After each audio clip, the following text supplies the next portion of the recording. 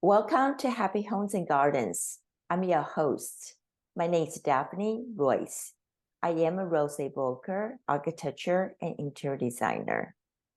Kristen Burke has over 24 years of experience in the field of forensic toxicology. She retired as a director of California Department of Justice Forensic Toxicology Laboratory in 2022 and now consults in the space of toxicology across the U.S. She focuses on health and wellness today because health is the most important thing for every human being. Let's welcome Kristen from the Connect4Healing to share what she knows, what we can do to take care of our health. Welcome, Kristen. Thank you, Daphne, for having me today. I appreciate it. Please tell us what you do and why you do what you do today. What do I do today, or what have I done in the past? You can tell us everything. Okay, it's a little bit of a list here. So I recently retired from public service last year in 2022. When I retired as the director of the California Department of Justice Forensic Toxicology Lab. And I worked there for about 5 years. And before that, I worked at a county crime lab in Sacramento, where I worked in the forensic toxicology unit. And also I participated with crime scene response as well. And then before that, I actually worked in private sector in Portland, Oregon, where I had the experience with medical or clinical toxicology and workplace drug testing as well. So all in all, 24 plus years in that field. And so in 2022, I decided to retire earlier than I had initially planned.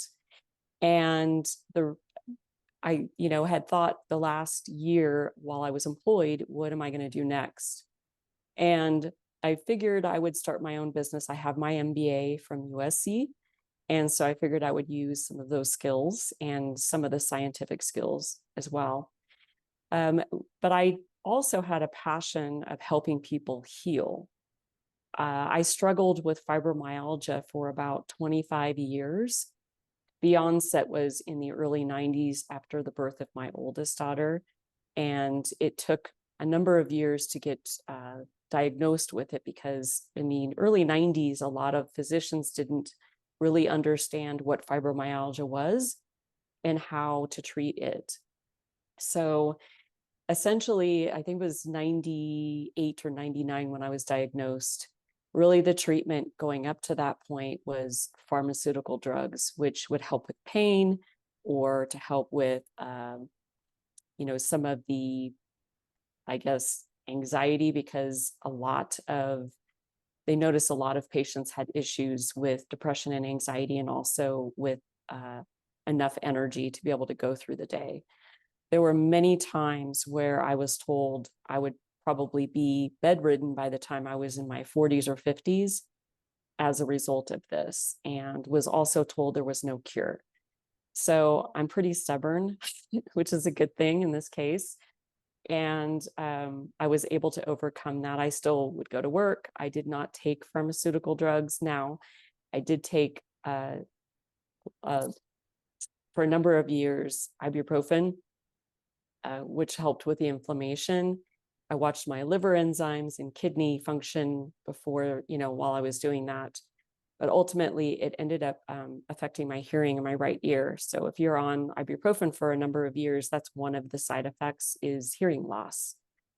So after that happened in 2014, that was somewhat of a wake-up call for me that I needed to start figuring out other options. So I looked into alternative therapies such as acupuncture, acupressure, massage, meditation, breathing techniques, different types of yoga. And I did see help with that, like some decrease in pain, because it was almost 24 to 25 years of consistent pain almost every day in the body. So long story short, as I was working through these modalities and doing research, I started to see a huge change once I changed my diet, the amount of sleep I was getting, and started integrating meditation. And then I came across a technique called transcendental meditation, and that actually locked it down. And so for the last 3 years, I've been pain-free with absolutely no symptoms at all. Without medicine at all? Without medication, zero. In fact, I'm on nothing. I don't even take ibuprofen.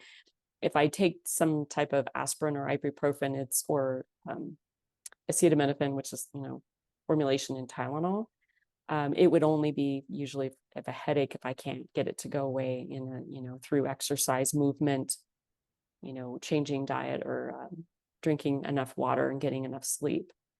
So essentially it's very simple things that help people with many types of imbalances in the body. And so that inspired me to do more research. And the one frustrating thing I came across was it was hard to find vetted people that you knew could help a person in this situation. And everybody's scattered all over different sites or different locations. And so I was talking with a friend of mine going, I wish I could just find one place that I could go to for help, for going through this journey. She said, why don't you just create it? And I thought, really? Me? And so I journaled actually about this. That's what I do to help take the internal ideas I have and read them over and decide, is this a good choice? And I decided in early of 2022, that was something I would probably do. And then I was able to start working on that project in April of 2022. So basically, I created Connect4Healing, which is an online platform. It's kind of like the Etsy of providers of healing, ranging from allopathic, which is what we call Western or modern medicine, all the way to sound therapy. So one-stop shop. So one place that you can, a client or patient can go to find any type of provider of all modalities, ranging from, the regular licensed providers all the way to holistic, where they might be certified. And they can do a search to find them, based on their location, based on their services they provide, whether they have online video meetings or classes, or if they meet in person. So they can filter the search based on the needs, location, and also their ratings as well. And so basically it does the scheduling, the directory, the search, the payment system. It has the video integrated, and then they can have the meeting. We also have educational content on there to provide resources for people to understand how the different modalities may help with different imbalances or illnesses in the body, both mental and physical. There's some spiritual educational content as well. And really that is to help the person and the providers, the client and the providers, to educate themselves on which direction to go and things that are up and coming, but also as preventative tools on how they can prevent the issue from, progressing into disease. So there's that. And I also currently consult in the space of toxicology, because that is something that I already know and that's easy for me. I do that where I'm a regional toxicology liaison, Region 9, which I support California laboratories, Arizona laboratories, and also the Pacific territory, and getting any of the things that they need for funding, resources, training, and such. And I also consult in the area of health and wellness through more educational tools, where I help folks we pull out the inner knowing they already have with how they can heal imbalances in their body, how they can reconnect, basically dealing with stress, which is really the main root cause in a lot of imbalances and issues in our body, both mental and physical, and understanding what their daily routine is, and walking through with them on suggestions on what they could do to address some of the issues that they may have. So it's a little bit more than life coaching. It's more of the spiritual aspects, but because of my background and knowing the tools out there with healing the fibromyalgia, I utilize that. Lastly, I am working on my master's in science in Ayurveda integrative medicine. I will finish the program next December and become an Ayurvedic practitioner. And so even though I'm not an Ayurvedic practitioner at the moment, I take some of the principles and I kind of intertwine them within the educational content that I provide to my clients.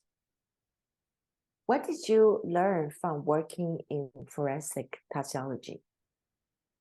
Well, so because I have a background in clinical medical workplace and also forensic, being people who are alive, but also postmortem people who've been deceased, I learned a lot of, I guess, keeping it in simple terms, there's a lot of pharmaceuticals that people are taking today. We see different drug trends, not only in California, but different regions and across the country. But, we have over-the-counter drugs that people can take. So there's three main categories. There's over-the-counter, such as, for example, something that can impair your cognition would be diphenhydramine, which is found in Benadryl. That has potential of causing, cognitive issues in some people. We also have the illicit drugs, which are illegal drugs, such as like cocaine, for example, heroin, some of the fentanyl that's on the street. That also is pharmaceutical grade as well. And then we have the pharmaceutical drugs that people are taking for, varying reasons. In essence, I'm not saying the pharmaceutical drugs are bad, because certainly if I have surgery, I would want to have a pharmaceutical drug, right? I want to be awake.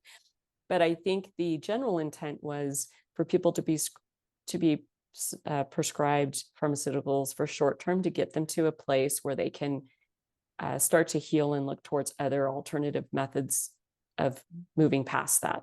And what we're seeing is a large amount of pharmaceutical drugs that are prescribed for, months, weeks, and years, decades, which we've seen, other side effects as a result of that. So the main takeaway is just really some of the short-term and long-term effects of the pharmaceuticals that can affect the cognition, but also how they can affect other parts of the physiology, like the digestive system and other organs in the body, sometimes unintended consequences. It's very interesting. Let's go back to the imbalance that you're talking about earlier. Sure. If we eat clean, sleep well, and exercise, are this enough to keep us healthy?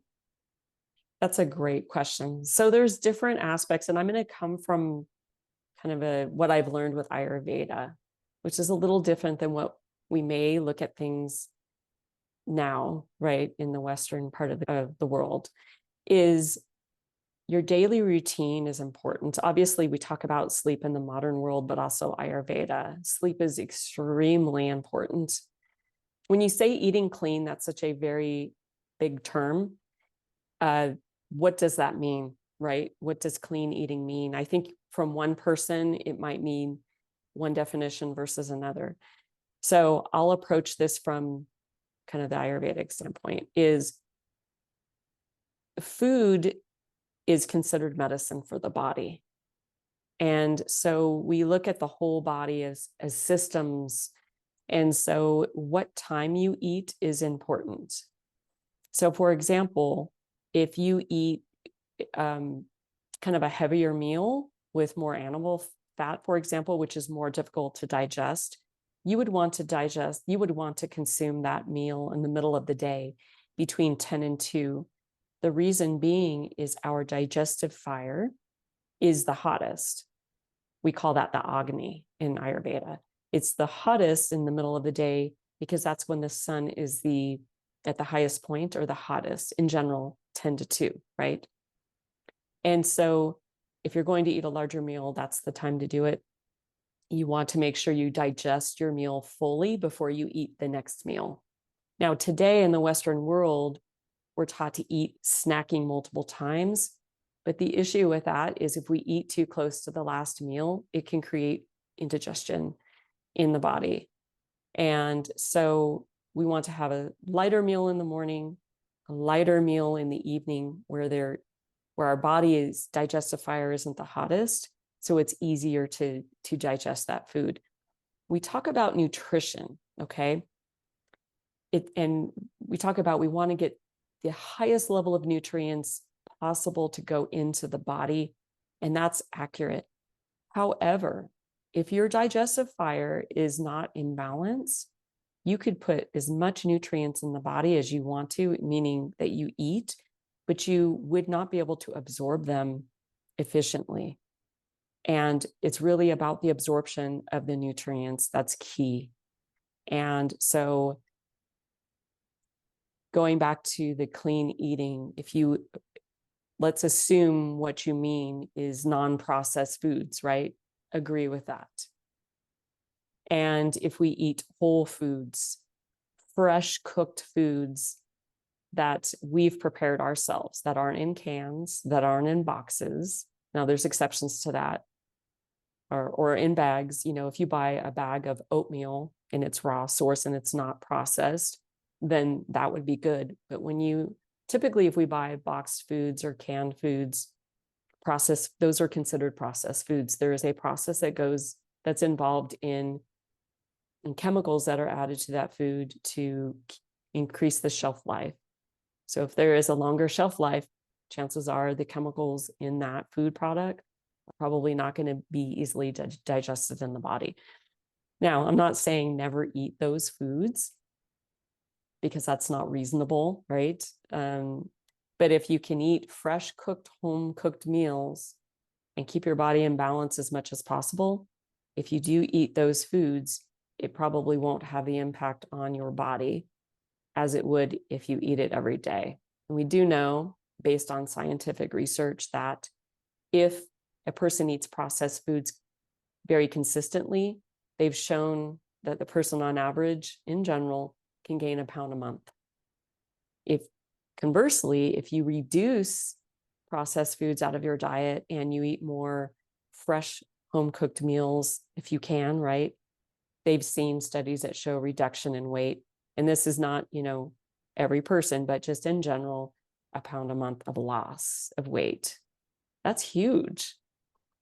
So going back to the daily routine, a person in a perfect world, you can get up between 4 and 6 in the morning and go to bed no later than 10, and limit the electronics before you go to bed at night so that your mind's not going a million miles an hour.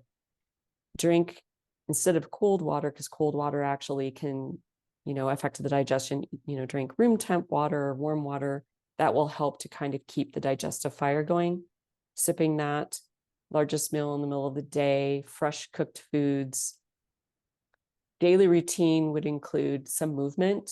Doesn't have to be heavy, vigorous exercise every day, but different forms of movement, yoga, jogging, using like a cycling machine, or cycling with your regular bike,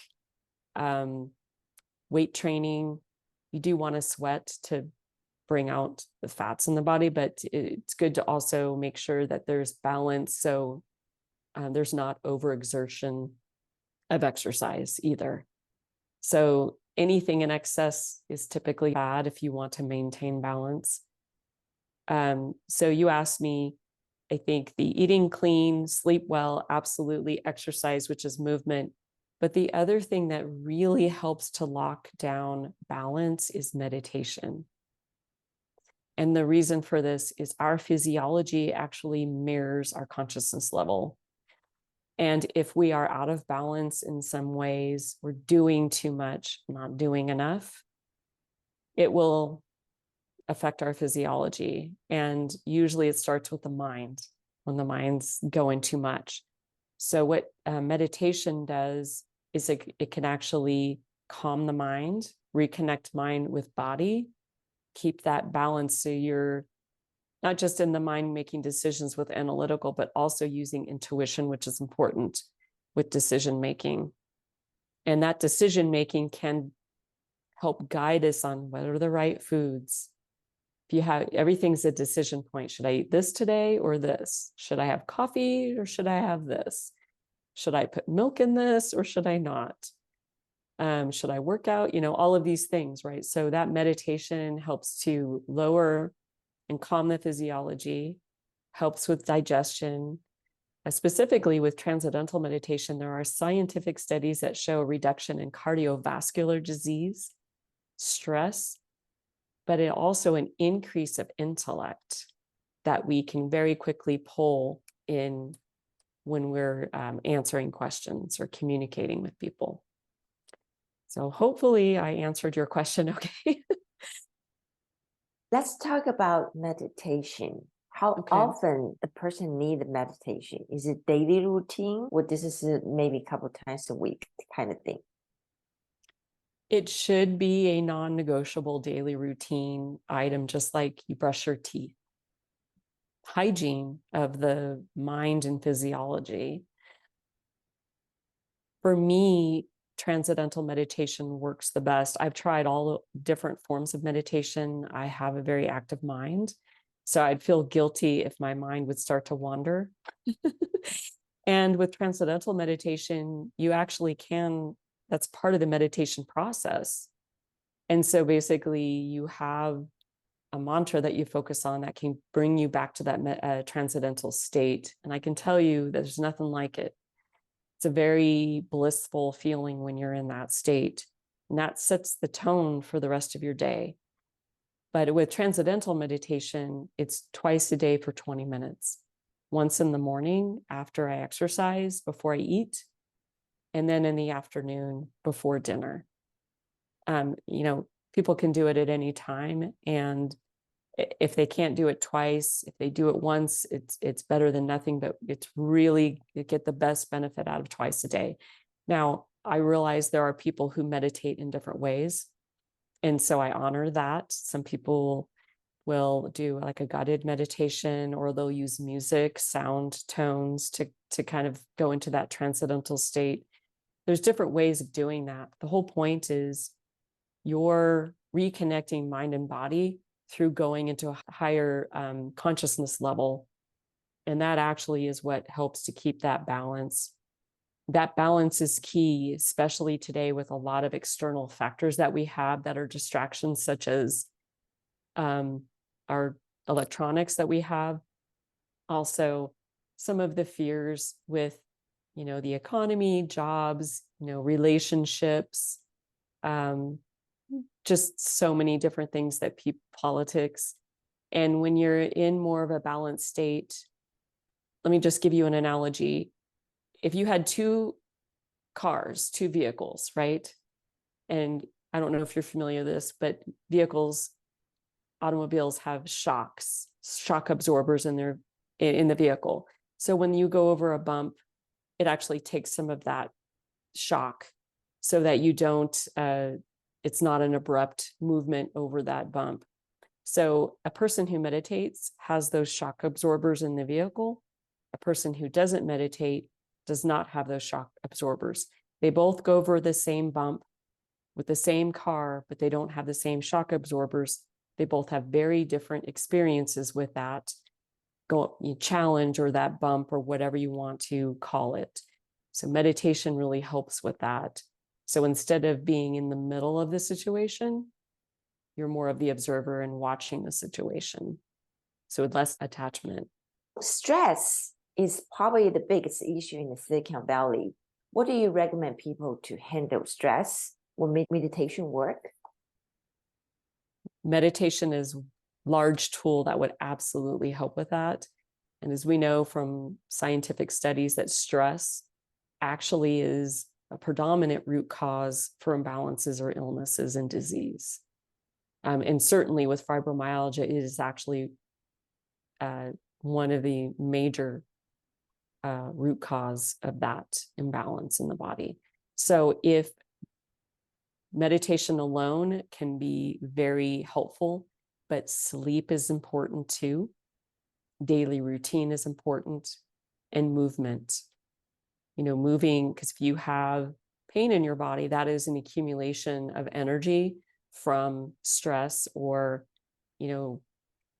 that needs to move out of your body. We talked about earlier, before we started this, we talked about channels moving energy through the body. With Ayurveda, we talk about the channels being shrotas. So you want to move things through. Things come in, you want to move them out. If you have a blockage, if you have pain in the body, likely you have a blockage somewhere. And so that movement helps to move I'm just trying to explain this in a simple term. It'll move that out of the body. So meditation, exercise or movement, balanced diet, daily routine, and also the environmental factors, the energy that you surround yourself with, your environment at work or people that you hang around. Sometimes we can't control that, but those other aspects will help to mitigate those situations. Ayurveda and integrative medicine. Please tell us what they are and why are they important to our lives? So Ayurveda is considered one of the oldest form of medicine, and it originated from India. And so really the different, if we want to compare that against modern medicine, we tend to treat the symptoms of an imbalance or disease. Whereas Ayurveda, we are not treating the disease. We're identifying what the root cause is, and we're looking at systems of the body. And so we determine what the root cause is, try to remove the causative factors, and then suggestions on how to make changes in daily routine, exercise, diet, meditation to help to keep things balanced. The last stage would be herbal recommendations. The herbal recommendations aren't going to work if the causative factors still exist, or if we haven't removed any of them. So that's essentially what we look at, is we treating the whole person, and it's client or patient centered care that's specific to that person. That isn't necessarily going to be the same for the next person. Now with integrative care, that's when we're looking at the best of both worlds, right? Or all worlds.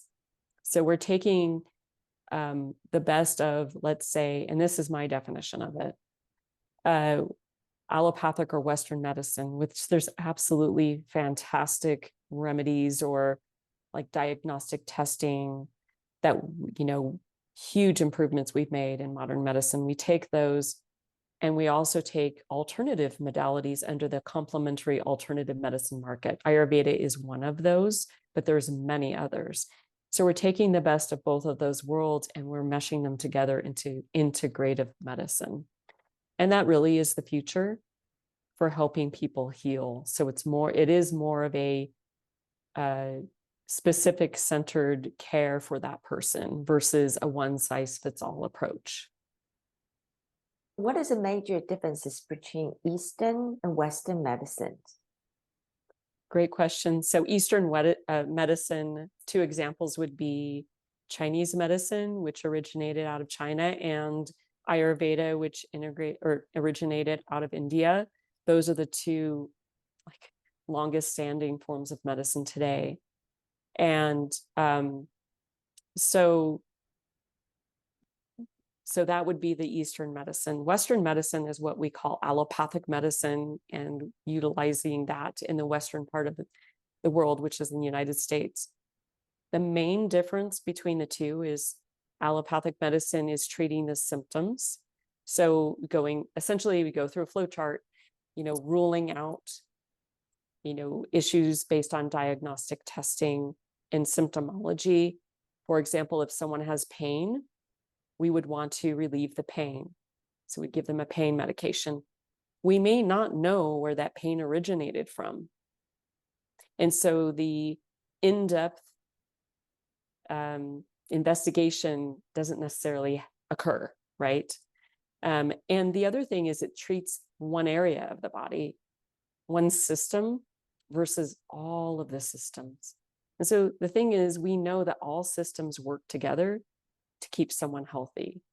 For example, we know that with the renal system and the cardiovascular system, those actually they're communicating in the digestive system. If someone has high blood pressure, likely there's something also going on with the renal system. They might have a kidney stone or, some type of other thing going on with that part of their body. But with Western allopathic medicine, if someone has high blood pressure, they might be put on blood pressure medication versus finding out why do they have like high blood pressure. Now with Eastern medicine, such as Ayurveda, we want to get down to what is creating an imbalance in the first place that caused the high blood pressure.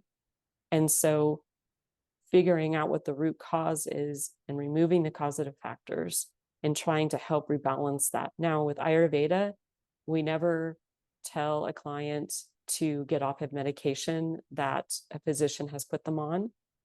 What happens is we try to work together with the physician on the best way to kind of step through that process, because the physician has that knowledge base and we're coming from a different perspective rather. So, and that is really the integrative part of this that you talked about, or you asked about in the previous question, is taking that the best of both worlds. And my hope moving forward with the future is there's more of that, and that there's more communication with physicians on working on the whole body versus separate systems of the body. On your website page, you indicate mind plus body plus soul equal wholeness. Can you elaborate this with us? Absolutely.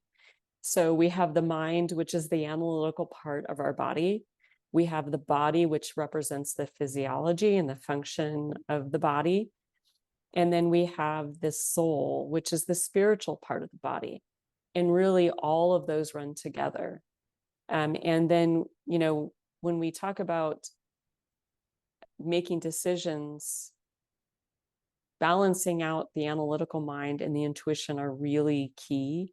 The intuition comes from our consciousness level, which is essentially stored in the physiological part of the heart, but also it is our gut, an inner knowing, right, that people use as the term, and that's the soul. So when we have all three of those intact and flowing freely, that is when we make good decisions for ourselves and for others moving through space. And then we're coming from a state of wholeness versus a fragmented state, I guess you could say. Now, there's different ways of explaining this. That's my perspective and understanding. In the beginning of the interview, you mentioned that you have a different kind of services that you provided to people. How will people know which one fits them the best?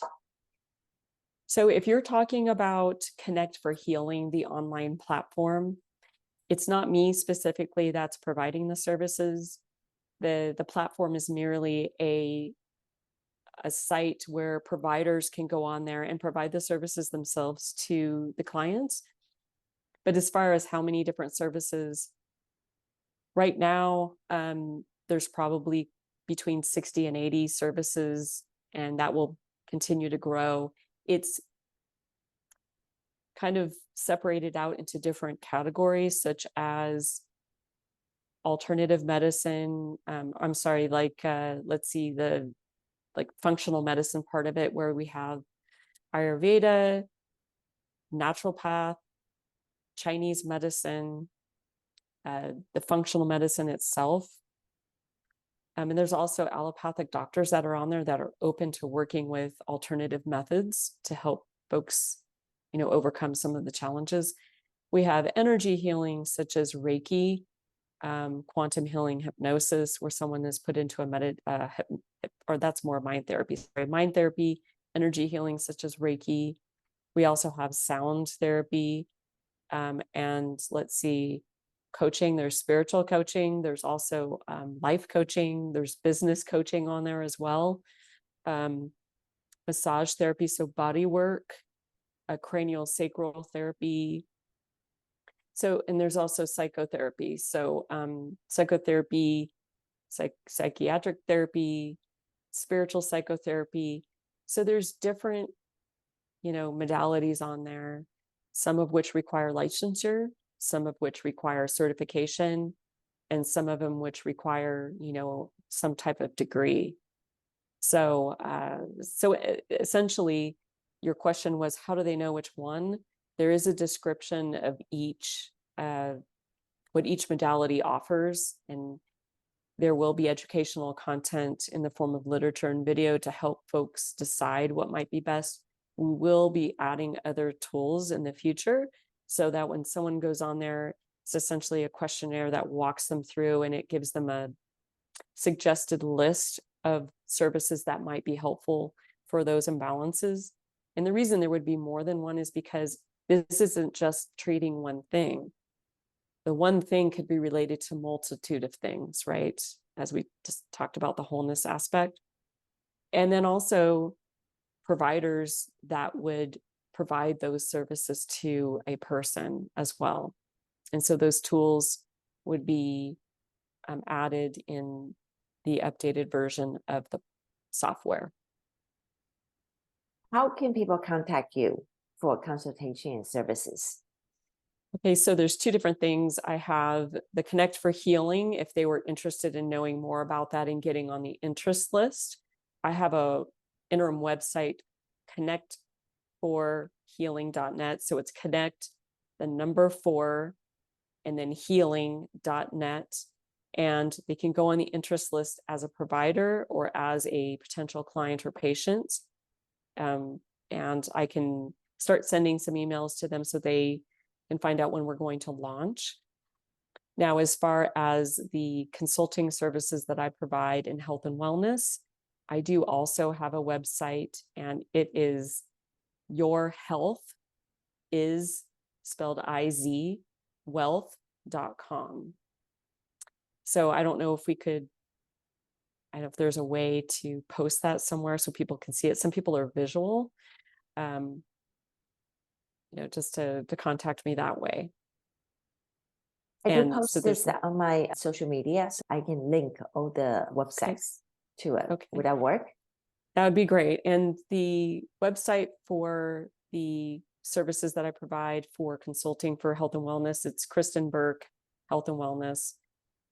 And the services are listed on there. And right now I have a promotional offer it's a reduction in price that will probably continue on for the next few months. And there's also a student discount on there as well. Great. And I understand you have an online platform and also work in Los Altos. You have a location there? I do. So in the physical location that I work out of is Cuabati, and that is on First Street in Los Altos. I believe the address is 197 First Street, Los Altos. And I am there right now 4 days a month. I also do online consultations for free, but I try to schedule the times that I work in person during those 4 days. And then as the client base grows, I'll increase the days that I am present in the office. Thank you so much, Kristen. I learned so Welcome. much today. It's very informative information that you provided to us. You're welcome. I'm big on education. I think that's going to be key moving forward. And I certainly don't think I'm the know-all be-all. I do know a lot, but I do consider myself a student always welcome to all perspectives. I do public speaking events and try to educate on my own journey with healing from fibromyalgia. And of course, there are other ways that it can be done other than the way that I did it. But it's something I feel is important to share with more because it is pretty common. Well, thank you so much and good luck for your last few months of Ayurveda studies. Thank you. I appreciate that. Thank you. Thank you.